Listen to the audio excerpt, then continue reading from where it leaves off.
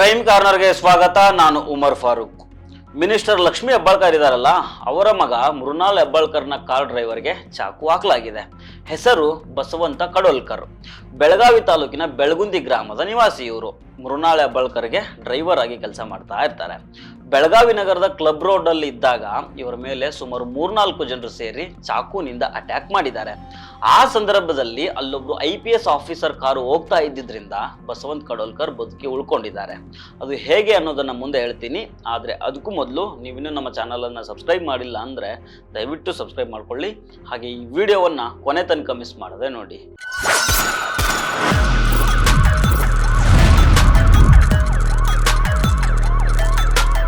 Minister Lakshmi Hebbalkar ಅವರ ಮಗ ಮೃಣಾಲ್ ಹೆಬ್ಬಾಳ್ಕರ್ ಇವರು ಬೆಳಗಾವಿ ಪಾರ್ಲಿಮೆಂಟ್ ಎಲೆಕ್ಷನ್ ಅಲ್ಲಿ ಜಗದೀಶ್ ಶೆಟ್ಟರ್ ಎದುರು ಕಂಟೆಸ್ಟ್ ಮಾಡಿದ್ರಲ್ಲ, ಅವರ ಕಾರ್ ಡ್ರೈವರ್ಗೆ ದುಷ್ಕರ್ಮಿಗಳು ಚಾಕು ಇರಿದು ಮರ್ಡರ್ ಮಾಡೋದಕ್ಕೆ ಟ್ರೈ ಮಾಡಿದ್ದಾರೆ.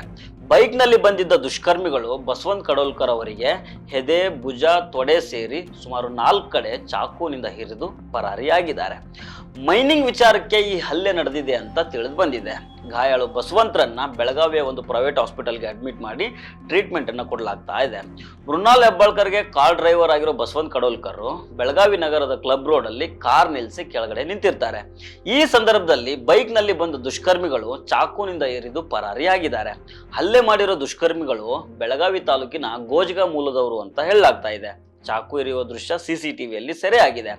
ಇಲ್ಲಿ ಒಬ್ರು IPS ಅಧಿಕಾರಿ ಬಸವಂತ್ ಕಡೋಲ್ಕರ್ನ ಜೀವ ಉಳಿಸಿದ್ದಾರೆ. ಅವರ ಹೆಸರು ರವೀಂದ್ರ ಗಡಾದಿ. ಕ್ಲಬ್ ರೋಡ್ ಅಲ್ಲಿ ಬಸವಂತ್ ಕಡೋಲ್ಕರ್ ಕಾರ್ ನಿಲ್ಲಿಸಿ ಕೆಳಗಡೆ ನಿಂತ್ಕೊಂಡಿರ್ತಾರೆ.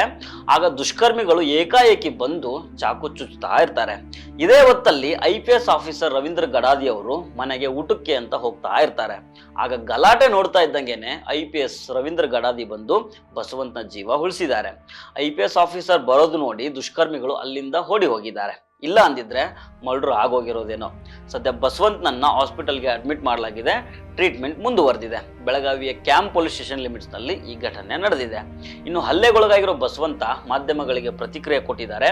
ಮೈನಿಂಗ್ ವಿಚಾರದಲ್ಲಿ ಬಂದು ನನ್ನ ಮೇಲೆ ಹಲ್ಲೆ ಮಾಡಿದ್ದಾರೆ. ಮೈನಿಂಗ್ ವಿಚಾರಕ್ಕೆ ಈ ಮೊದಲು ಪದೇ ಪದೇ ಜಗಳ ತೆಗಿತಾ ಇದ್ರು, ಈಗ ಅಟ್ಯಾಕ್ ಮಾಡಿದ್ದಾರೆ.